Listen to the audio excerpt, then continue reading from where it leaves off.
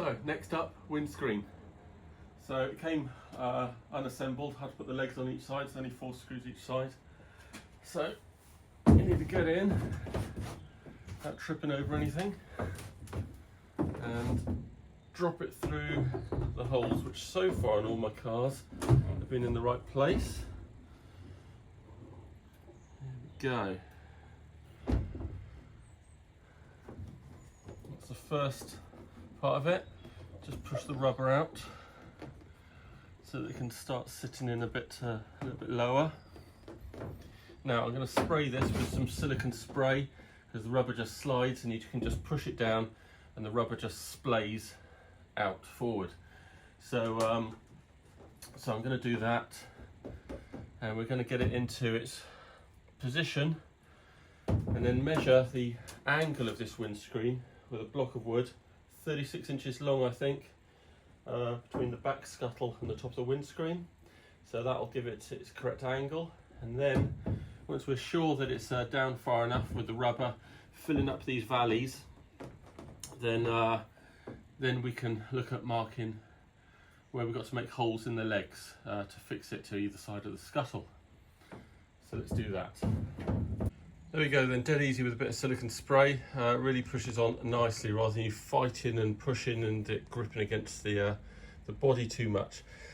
So you want to push this down. Now you don't want to kill it, you don't want to push it down too hard because otherwise this rubber is going to start lifting up and be in the wrong place and it won't sit down flush against the body. So don't push it down as hard as you can. I mean, I can probably push it down another 5 or 6 mil I reckon, but I'm not going to because that rubber will lift up. So we're going to keep it like that. It's nicely filling the valleys, which is what we want. So all I'm aiming for really is a similar gap here between the body and the windscreen.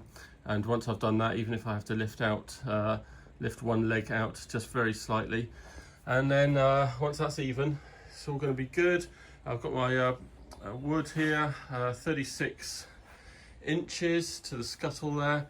So I'm going to double check everything, and then we get underneath and we can mark the holes, one up there, one down there, where we want the holes to go through.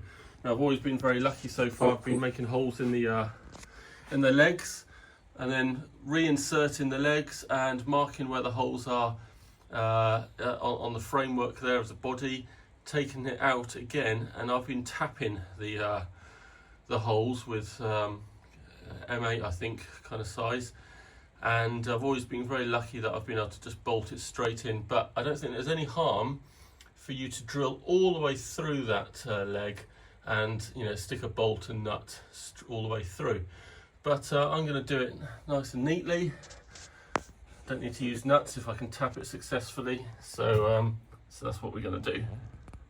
Now I should just mention that if you have the centre stay for your windscreen, which isn't actually necessary, it doesn't really do anything with regards to strengthening as far as I know, it's just an aesthetics thing like they used to have.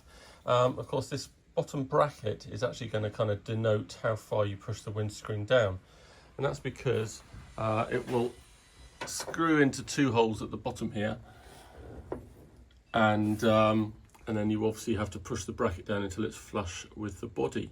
So I'm going to fit all that now, and I'm going to show you fitting it once I've got it out of the packet. Alright, now so the centre stay is assembled like this. The top bit just hooks on there, and then the bottom bit will come in and sit on the inside of this other bracket like so. And then you need to pass these little screws through both brackets and into the holes into the windscreen.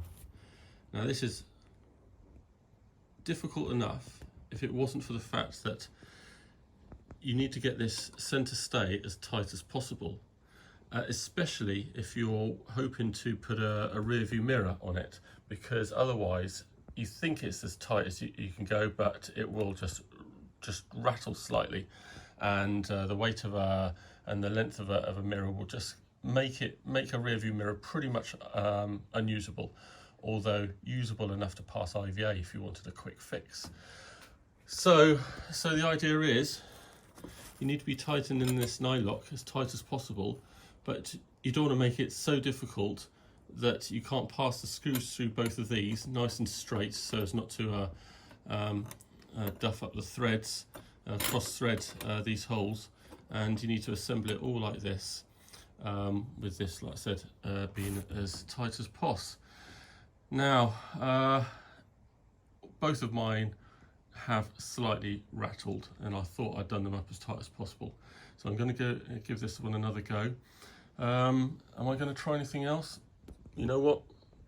I could put a tiny little bit of rubber or clear tubing or something underneath here, and try and pull it down tight so it's actually pulling against and pushing against something kind of spongy, if you like, always trying to keep itself sort of taut.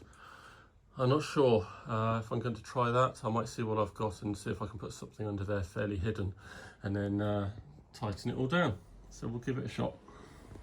All right, so I think I've got it pretty darn tight there, but as you can see, it will still flex with a bit of weight on there. However, I've got to say that is probably one of my best. So that's pretty good.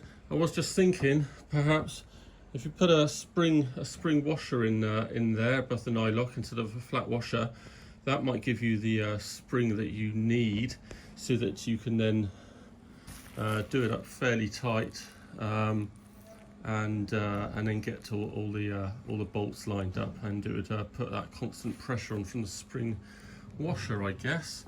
Anyway, so now we're going to fit it again. Make sure that this plate sits flush against the body, and mark up our holes in the scuttle. All right, so we're all in pretty good shape here. When all this is tightened down, that'll be nice and flush. Now, obviously, I can't get my nice button head throughs in here at this kind of angle. So what I'm going to do, I can obviously mark up the holes. What I'm going to do is take this bracket off. Once it's all fitted and everything else, I've done everything else, and I'll put these button head throughs, screws, bolts through there, and then do up the bracket with them just hanging there. So when it comes back from paint, I can just drop the legs in, drop these bolts in straight through the holes, and it'll all be in their right place. So I'm going to mark up the holes on the legs. Now it's all in its sort of right place. Now once you've done that, fun does not stop there, because then you've got your angle and everything of your leg, and you need to fit these escutcheons. Now I've noticed on my last two, this slot isn't quite wide enough to sit in there nicely. It kind of jams at awkward angles, and I certainly don't want to be jamming this into my new paintwork. I just want it to lie flat. So I'm just going to check to see if the legs go in, and I can do them up in the holes that I've made in the scuttle. And if it jams at an odd angle, or it doesn't let the legs sink all the way through, then I'm just going to open up these slots just a little bit with a file, just so that they can drop straight through the slot, and I can fix these all neatly. So let's get on with that. All right, so finally we are all set there. Everything's good. All my bolts go in really nicely. Really happy with that. One of them is perhaps a little bit tight, needs a bit of leaning on, so I'm just going to open up the hole on the leg about 1 mil or 2 just to ease that. Everything's really good here.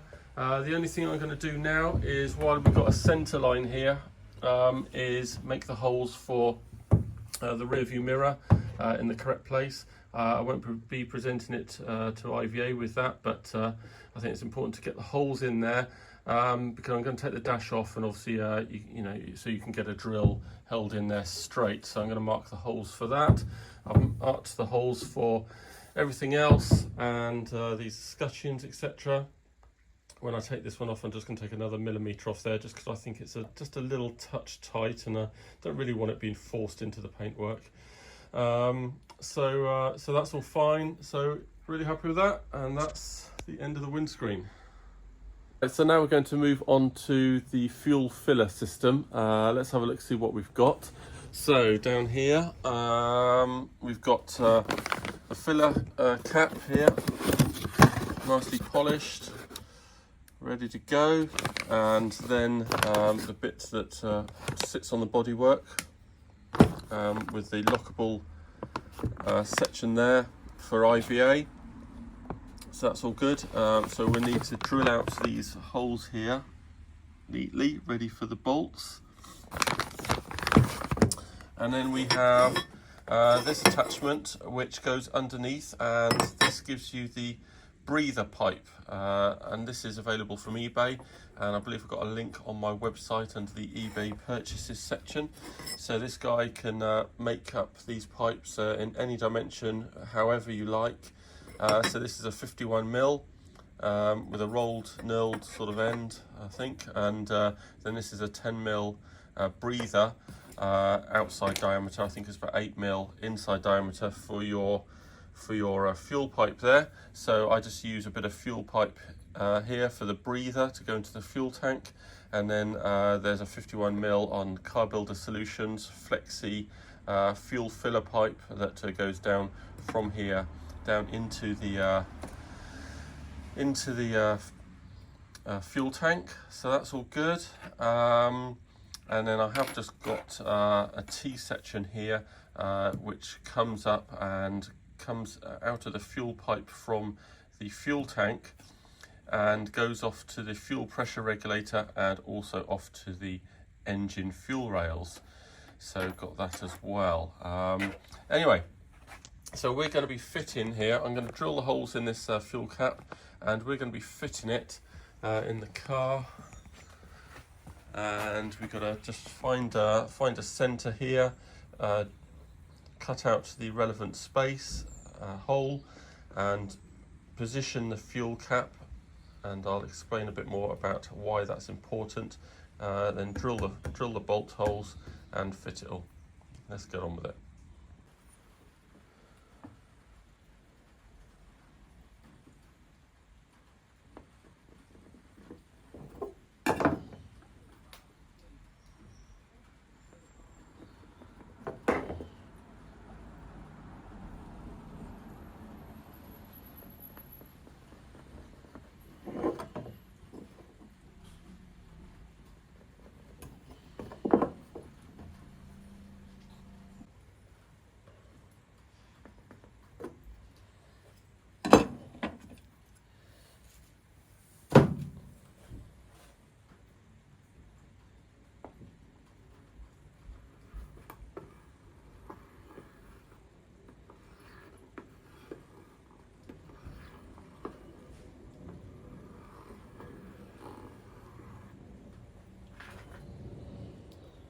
All right, that's all looking pretty good.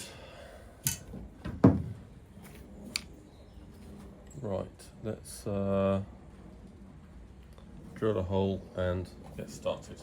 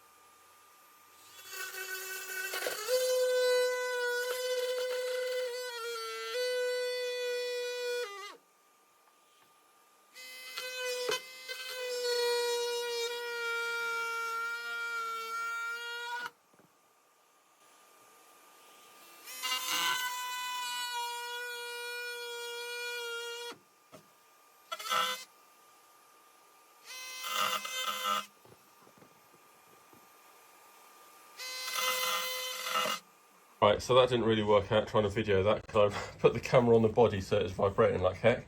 Anyway, this is where we're at, so not too bad. I've got a little couple of flat spots just to file out. Let's see how that fits, if it fits. No, so it's almost in. So I'm just going to take a little edge off. Where do I think it's sitting here? Okay, it's pretty central actually. It is the actual filler space is very slightly oval. I think we're all cooking on gas there, so I'm just going to take a little bit off each side, maybe a touch more on this side, and see if we can get it to sink in there.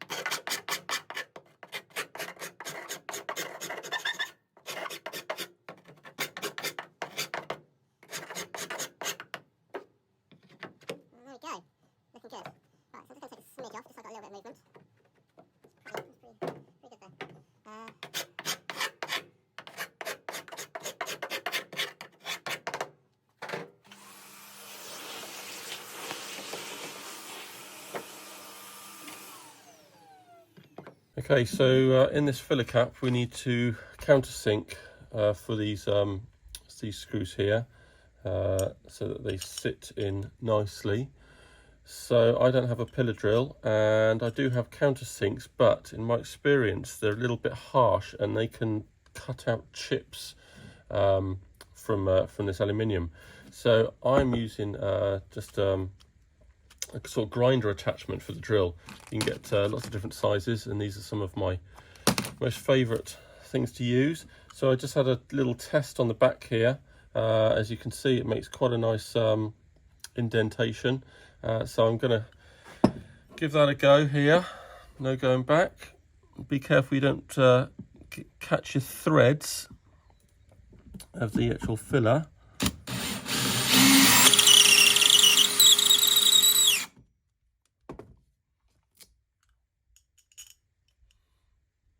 Pretty good.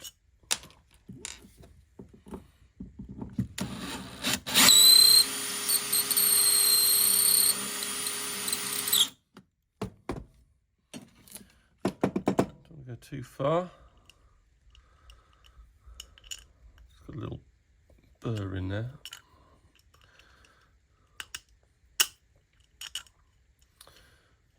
Okay, looking almost good. So just give that a little bit more.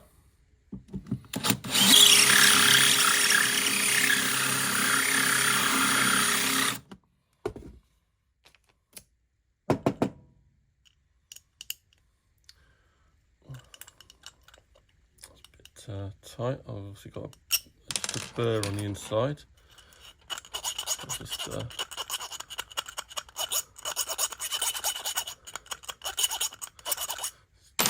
take that off. That needs a bit more work actually. Let me see if I can get that in there.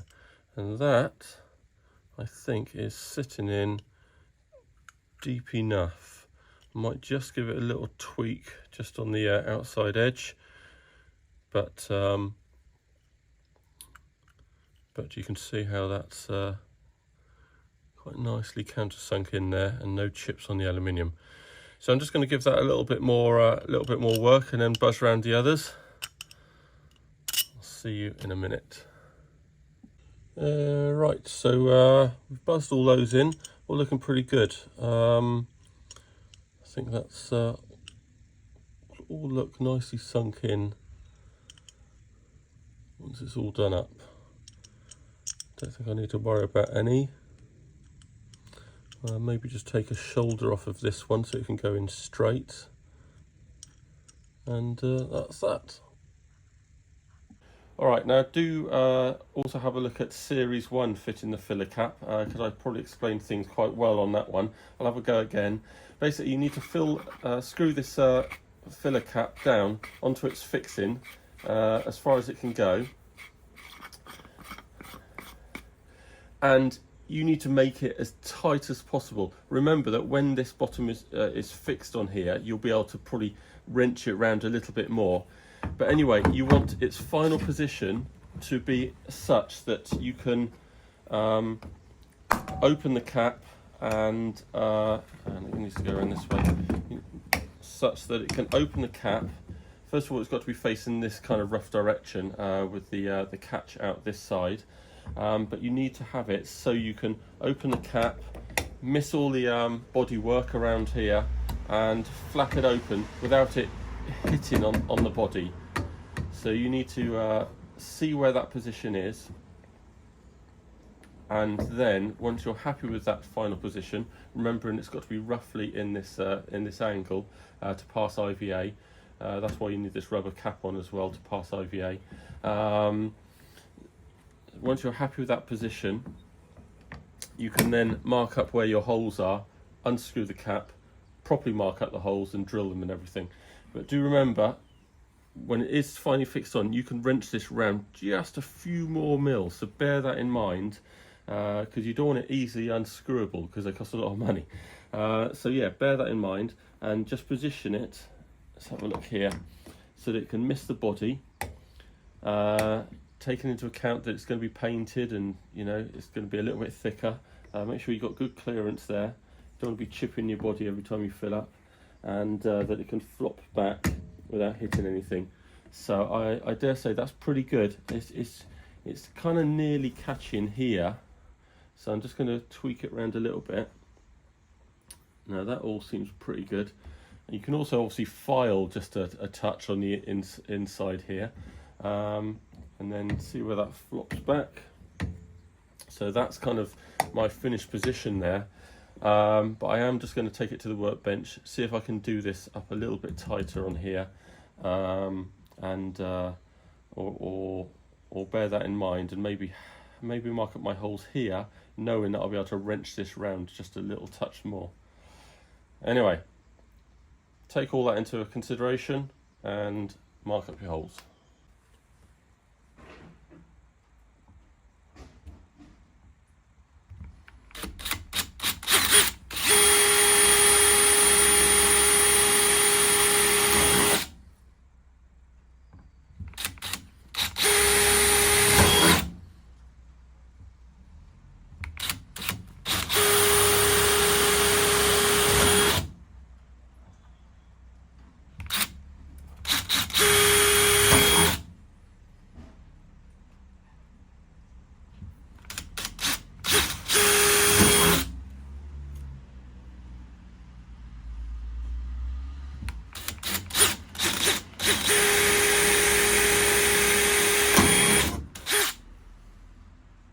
So now we do our final fitting, if you like. So now you've got the bolts going in, you can really wrench this round as hard as you can, as hard as you are going to be tightening it when you come to fit it after paint.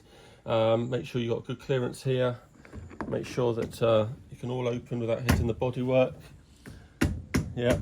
So I've got loads of space there, so it can easily flap back without any care. And that is all fitted there. So now we're just going to have a look at the plumbing underneath. I'll just show you this on top of the car because it's a bit dark under there. Here's my attachment. I'm going to connect these two with a short bit of fuel filler pipe.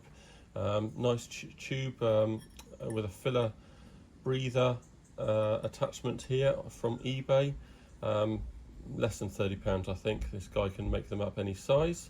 So we're just going to attach that with a small bit of fuel filler pipe. Use some good old Michelor sort of Jubilee clips, and we'll just have it about that long, and then the rest of the fuel pipe will obviously go down through the body and into the fuel tank. So for the fuel filler hole, I guess I want this pipe going in some sort of lazy S, not too tight. So a tight bend would be around there. Obviously I'm going to be a bit closer to the wall. So I'm going to do a 51 around here. It'll probably end up having to be slightly ovalled because of the angle it's going up through, but only slightly with a little hand file, dead easy. So I think I'm just going to go for that, about in line with the here, and then it can just go off to the filler cap I think that's enough space. We'll just do a touch lower.